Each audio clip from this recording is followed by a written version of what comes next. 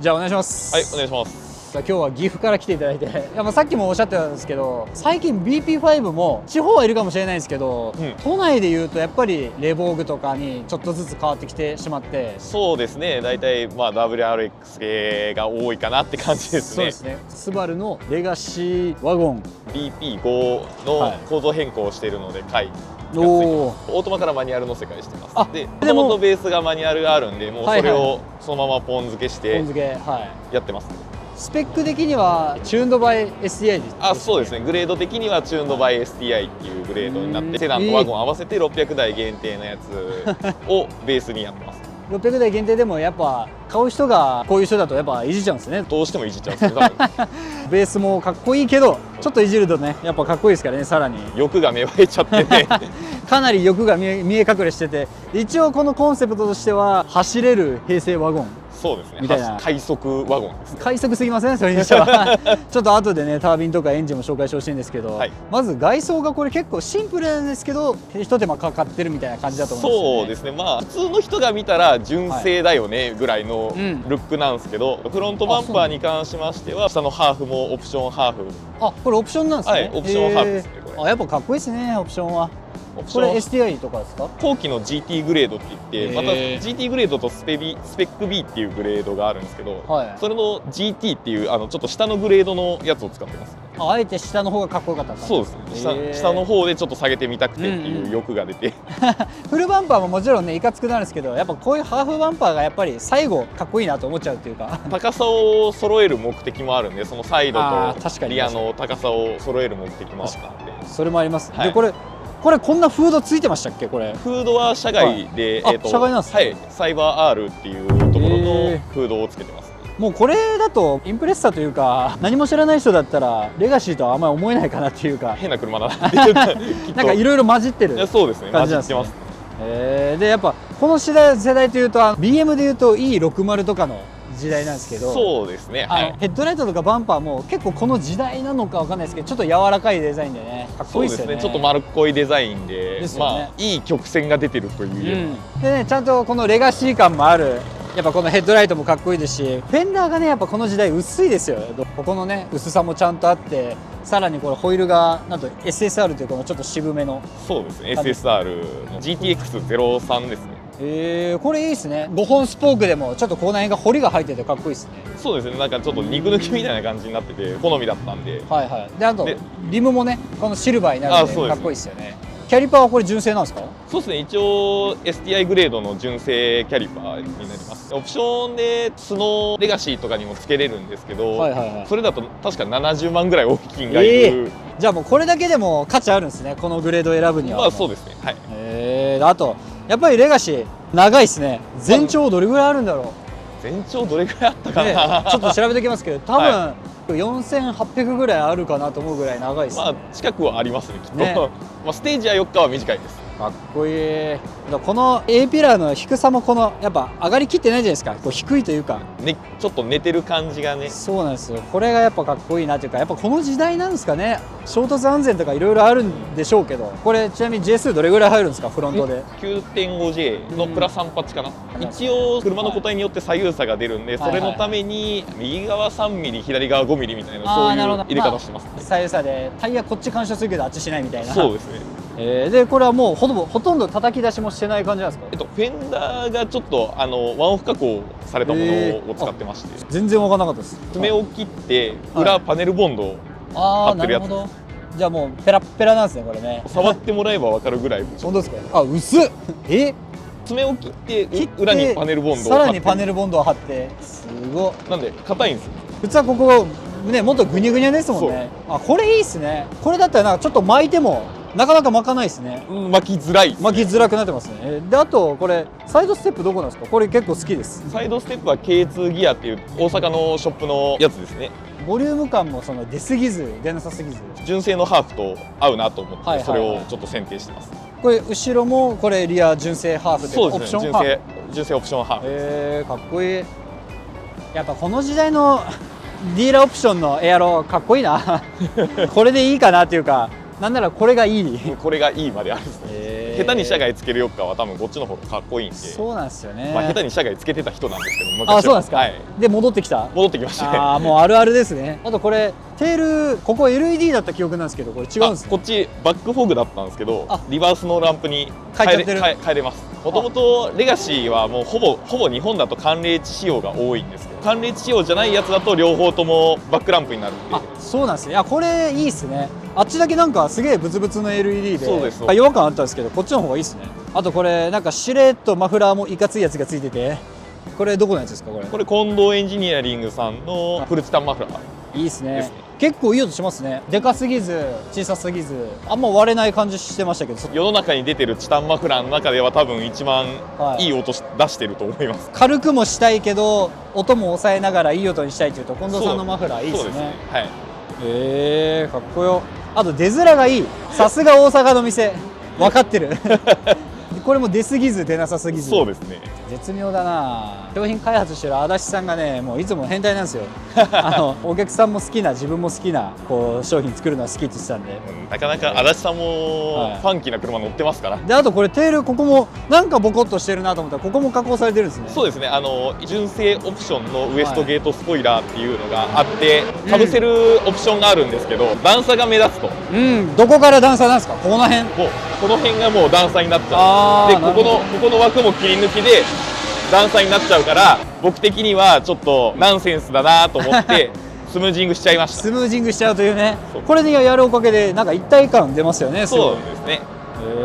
でこれもリアフェンダーを広げずなんですか。叩いてるだけですね、本当に。90ぐらい入ってるんですかね。あ、全く同じサイズ。はい、意外に入るんですね。じゃあノーアームで入れてる人もいますけど、僕はアーム入れてます。トレーディングアームもブラケット溶接延長15ミリ後ろに延長してるんで、なるほどなるほど。今多分ハウスの中心に来てると思うんで、キャスター角がどうしてもおかしくなっちゃうんで、でやっぱり超レアなのはガナドール。ガナドールですね。これが一番かっこいいんですけど、廃盤になってからどんどん高くなってますからね。これそうですね、倍以上してますね今も。多分定価3万とか4万ぐらいじゃないですかね。そうですね、定価4万かな。4万ぐらい。まあ5年ほど前に僕はまあ某オークションで、黄色い、そうです、某黄色いオークションで、黄色いオークションで、ヤフオクとかでもそうですけど、戦争ですからもう戦争ですね。戦争ですからね。いやでもかっこいいなやっぱり。結局これ歌舞伎ミラーとか今も出てますけど、やっぱり正規品っすよ。そうですね、正規品一択で、まあ当時カーボンだったんですけど、同色に塗っちゃいました。あ、塗っちゃってるんですね。カーボン柄が嫌で、まああれ柄ですからね。これだけで多分車がねすげえスポーティーに見えてる感じしますし、でなんかこれ横見るとこれ前置きになってませんこれ。前置きですね。HKS の前置きインタークーラー入ってます。ちょっともうじゃあエンジン見せてもらいましょうか。はい。エンジン一番触れたいところだと思うんで僕だったらレガシーといえば 20X か 20Y なんです。なるほど。オートママニュアルで変わるんで、あ、ちょっと変わるんですね。はい。なのにこれに関しては GRB の EJ207 が入ってます。どっから拾ってきたんですかこんなまた。これは近藤エンジニアリングさんにやってもらったんで。なるほど。逆にこれ例えば GRB のエンジン変えようとしたら一旦工賃込みでいくらぐらいで変えれるんですか。まあ一応セッティングも込みにしましょう。あ、セッティング込み。ああ、どんぐらいかかるんだろう。動く仕様なんだねそこまでが。100あったら変わるんじゃないですか。おお、でも100あって伸びしろを出すんだったらもうこれにやるしかないじゃないですか。もう最終は。まあ最終はこうですね。ですよね。だからもう最初やろうと思ったら100万オンすれば GRB ワゴンみたいな感じになる。そうですね。いいっすね。エンジンの球数はまだあるんですか。車自体が意外と出てるんで、意外とぼちぼちあります。じゃあすげえ高騰してるわけでもないですね今のところは。結構一般的な値段で買えちゃったりするんで。まあでも普通の人100万出すのはなかなか車ではもう乗り換えますからね。タービンが HKS になってるんですかね。そうですね、HKS GT2835。2835といえば400馬力ぐらいはちょうど出るか出ないかぐらいの。そうですね。まあ中間域がねモリモリのタービンで、今でいうと多分 GT3RS タービンとかと、あそこら辺と同等ぐらいですよね。まあ楽しいでしょうね。だってこのね当時ではもしかしたら重いかもしれないですけど、1500キロぐらいですね。ですよね。はい、でも今のワゴン車で1500キロって多分数えるぐらいしかないんじゃないかなぐらいですね。もう基本的に伝送品もりもりでもう1700とか1800とかいっちゃうんで、2トンクラスまでいっちゃうんで。昔2トンなんてね、もう SUV でもなかなかなかったのにっていう感じですけど、エルグランドが2トンみたいな感じだったじゃないですか。本当そうですよ。でこれ冷却はグレッティのラジエーター、これ GDB 用がついてます。ラジエーター自体はもう汎用的なんですけど、この後ろのシュラウドがこれレガシーの電ファンだと倍ぐらい厚いので、あ、そうなんですね。ホースともうこ干渉のポンプとかのベルトがもう干渉しちゃうんで、はいはいはいはい。薄くするために GDB を。なるほど。つけてる最中に気づいちゃうやつですね。あ、そうです。使えねえじゃんみたいなね。やろうと思って使えねえじゃんっつって言ってこっちに急遽変更したんで。変更したんですね。はい、うわ、めんどくさいんですねこれも。これも知識の一つで。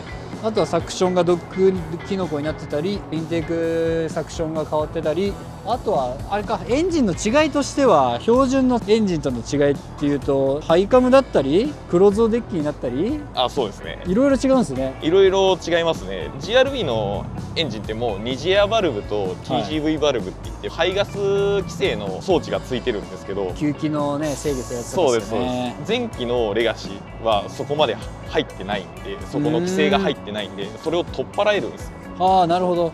なんで詰まるところ二次エアのエラーとか、はいはい、そういうのが出なくなる。出なくなるんだ。まあそういうのは楽ですよね。そうですね。前期に限ってはメリットしかないんで。じゃあこれ前期ベースなんですね。前期です。はい。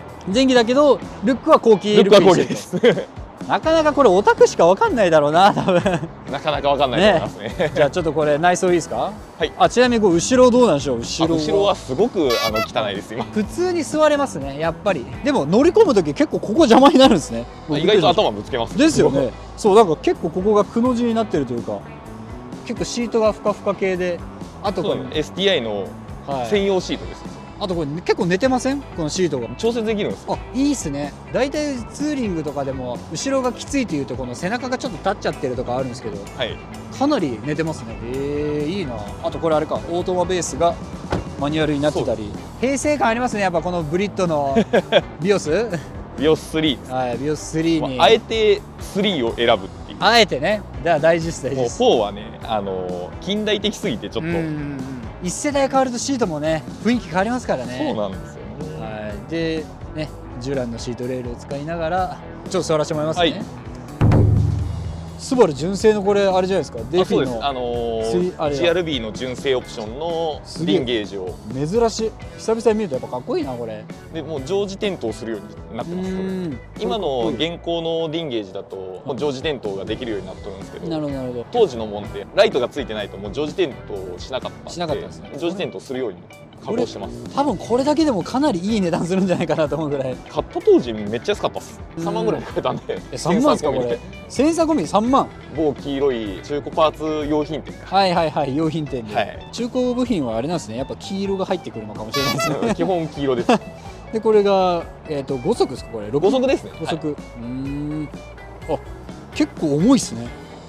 ショートシフター入ってるんで、STI のショートシフター入れてる。あ、でもこれ以上短いともう扱いづらいですね、多分ね。そうですね、ちょうどいい感じかなっていう。あとね、手引きのサイドもこっちについて、何かあってもかなり引きやすいかなっていうのもありますし、あとこれ純正の STI なんですね。あ、そうです。純正 STI シートです。これでも見た目十分かっこいいですね。これ知らなかったです。これ割れるんですね。割れますね、もう。そうなんだ。もうメーター周りとかもすんごい割れてるんで。ガビガビだ。まあ別に自分で乗ってる分はあれかもしれないですけど、直したいなと思う時は来るかもしれないですね。もうメーカー的にも製造中止になってるんで、在庫しかないはずなんで、もう出るか出ないか瀬戸際です。ダッシュだけなんですね。横は割れないですね。横は割れないですね。ダッシュはもうどの台取っても割れるんで。あ、そうなんですね。はい、ちょっとスバル弱い。この材質が弱いんかな、多分。ちょっとね、ちょっと柔らかい。はいはいはいはい。でこれカーボンのね、これがかっこいい。じゃあちょっとエンジンかけてみていいですかこれ。さすがオープニング付き。お、最後これクラッチが。カーボンですね。はい。カーボンなんだ。カーボンいいのは半クラがやっぱりちゃんとあるのがいいですよね。半クラある上にドンとつなげても、まあカーボンだから逆に滑ってくれるんで駆動系に優しい。そうですね。食いすぎないっていうところもいいですよね。でサーキットカウンターもついて、まあ EVC もついて、この辺が平成感ありますね。僕は大好きですよ。ターボタイマーというね、昔はね結構ターボタイマーつけてる人も多かったですし、これブースト系なんかブースト系。買った時からついてたんで、もうそのままつけれます。ああ、いいですね。でまだまあ16万キロですが、エンジンとかも考えると割とまだまだ乗せ替えてるんで意外とまだ全然乗れるよ。全然で、デフとかも入ってるんですかこれは？リアデフがクスコの 2A。 あ、2A なんですか？はい、結構 GC8 用が入ってます。GC8 用が使えるんですね、そこは。やりようによっては使えるって。なるほど、はい、そこら辺の秘話はちょっと走りながら行きましょうか。マーモット2機の愛車シリーズ、ホイールが変わってるじゃないですかこれ先輩。僕のクリムゾンホイール。クリムゾンホイールでタイヤもムチムチのミネルヴァ激安タイヤですね。激安タイヤ。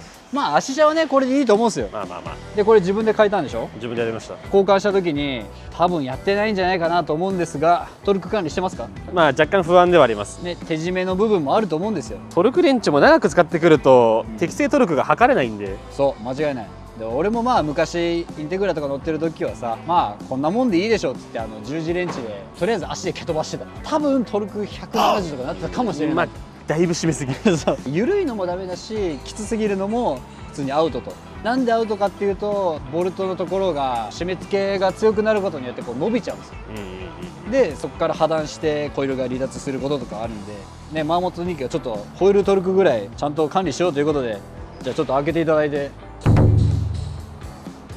デラクションのトルクレンチセット、なんと今回これ15点セットになってます。2分の1インチと、8分の3トルクレンチ両方入ってます。20から230なんですけど、もう一つ5ニュートンから70ニュートンあるので、まあ、これだと自転車とかバイクとかのトルク管理もできますと。まあ、1本だけだとなかなかホイールぐらいしか使わないところが、このセットだと細かいところもできちゃいますと。これ1セットあれば大体の車いじりいけるかなというですね。ところですね。はい。で、まあ、この車も意外に自分でやってるじゃないですか。そうですね。なんで今回はオーナーのマーモット2機にちょっと使ってもらいましょうということで、ここがズレがなるべくないようにこだわってるらしいです。ここをつまんで下に引いてくるくる回していく感じですね。どっちかに動かせる感じです。はい。でベンツってトルクの管理が150です。150。今ちょっと合わせましたけど。はい。じゃあ150でちょっとカチンとやってもらいましょうか。で一応これほら一番大事なエクステと薄口のホイール用の17と19と21かなもう入ってるんで、もう速攻ホイールのトルク管理できますよって感じです。はい、いいよ。めちゃパキーンっていい音するね。ホイールのトルク管理はちゃんと大事ですしやりましょうってお話と、あとスパークプラグ用のソケットもトルクスも入ってるから、プラグもこれで交換できちゃうっていうね。地味にさそういうのって欲しいけどねえやっていう時あるんで、まあこれワンセット持ってたら基本何でも使えますよっていう感じです。ここから若干うんちく話していくと、なんでトルク管理が大事かっていうと、ナットってこう締める強さで、状態が変わると。あとトルクがねバラバラだとホイールの面も当たり面もこうずれちゃうので、振動が出たりフィーリングも変わりますよということで、ちゃんと適正のトルクで均一で締めるっていうのが重要ですよということです。皆さんもぜひディレクションしてください。安全が2万円で買えると思えば、そうですね。安い。触る人は1本持っておくと安心感全然違うのかなと。特に走る人は定期的に締め直した方がいいと思うので、気になる方はぜひ概要欄をチェックしてください。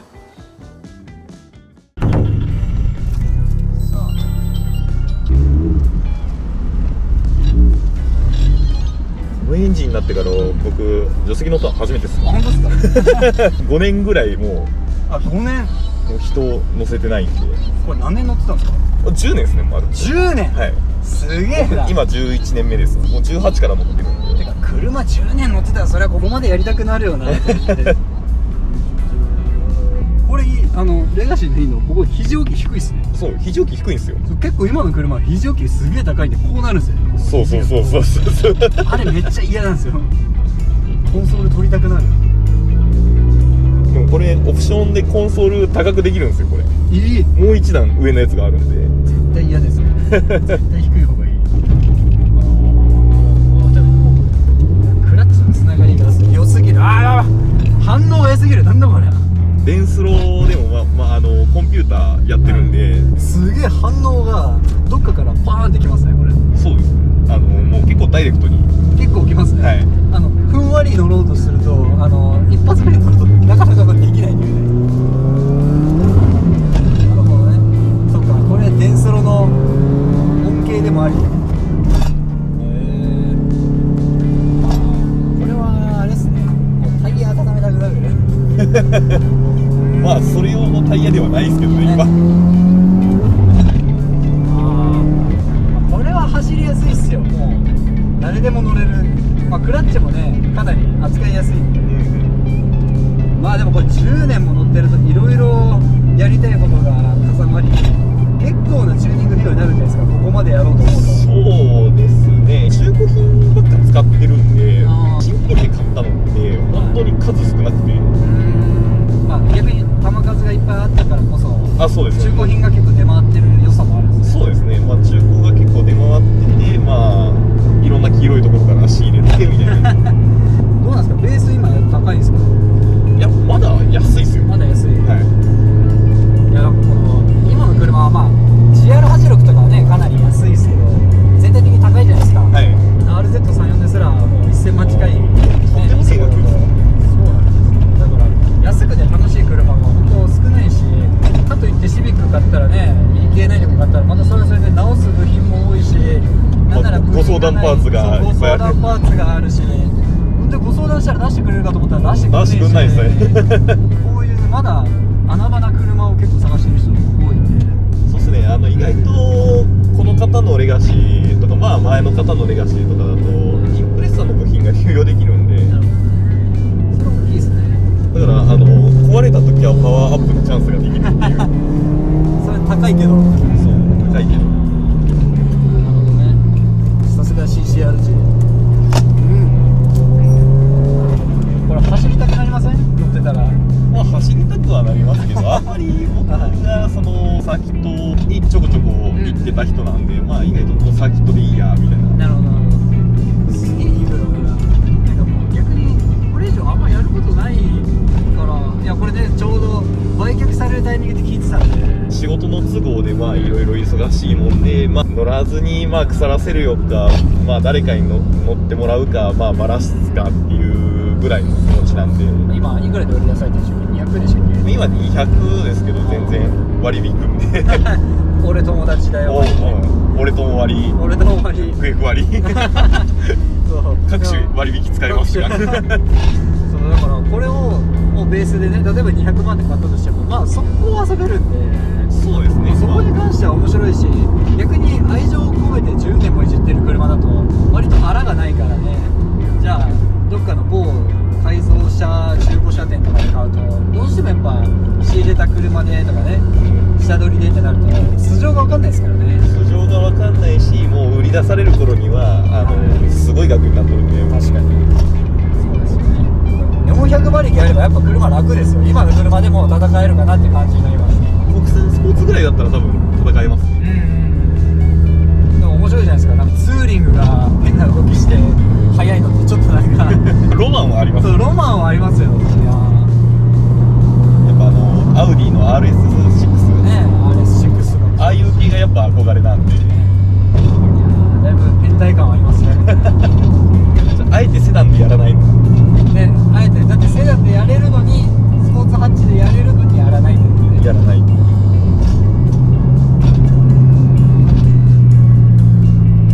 結構タービンの音聞こえますか？これで言うと意外とああ結構しますね。結構いい音します。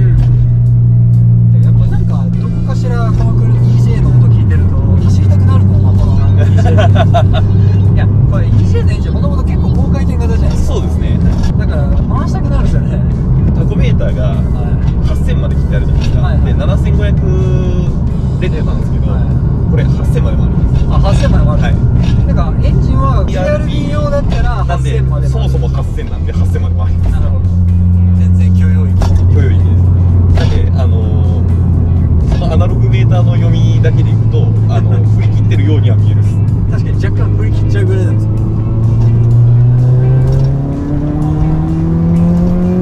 この辺が気持ちいいですね。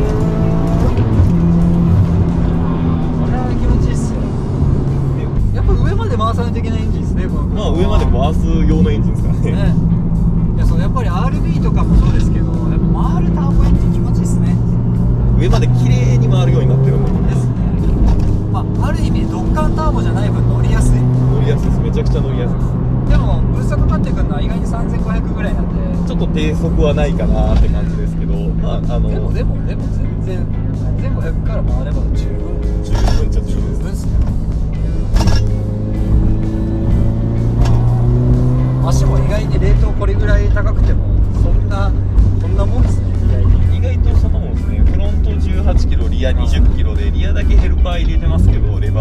な問題で、意外と柔らかい。いや意外に柔らかい。しなやかに置いてくれる。なんならこれ以下だったら結構ロールしそうな感じますね。ああ、そうですね。これ以下だとロールしてましたね。ですよね。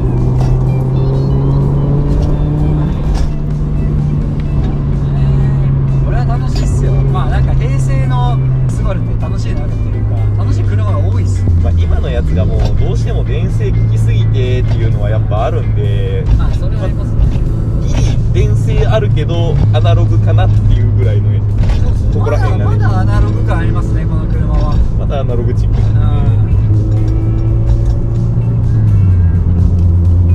で、こんぐらいの気温だとブースト 1.5 ぐらいかかるんですけど、真冬とかに全開で来る 1.7 とかかかりやすいんでちょっと怖いですけど、若干怖い。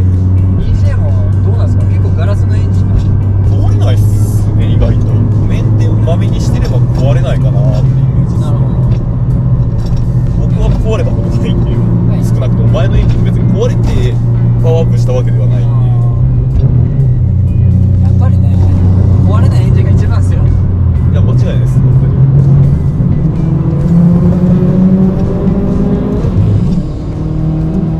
これ気持ちいいな。4000からの伸びが気持ちいいっすね。すごいいい感じに伸びる。すげえ。さこのやっぱり4区間ある4区じゃないですか、この世代って。気持ちいいっすね。このまま砂道行きたいっすもん。車高上げて。砂道は逆にやったことないですよ。やったことないですけどね、多分やったことはないだろうけど、雪道的な楽しさあるんだろうなと思って。い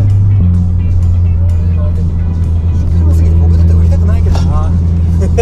乗れるのであれば。乗れるのであれば、ね、本当に。割とタービン交換して、こんなにエンジンもね、まあ一応乗せ替えしてるのに乗りやすいっていうのは。まあ、近藤さんのチューニングの腕がいいっていうことです。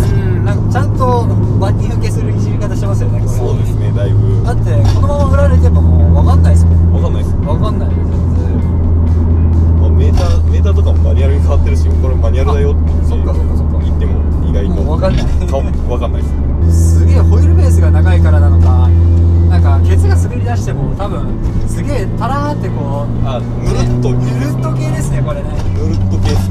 だからまあもちろん山とかね、キビキビパキーンと切るようなコーナーとかヘアピン多いコーナーはあれかもしれないですけど、こういうね高速とか箱根みたいなこうすごいなんだろう緩いコーナーで高速コーナーみたいな感じだと結構走りやすいっていうか、結構楽しく走れねます。楽しいっすよ、はい。この1500キロぐらいでももう軽く感じますもん、車が。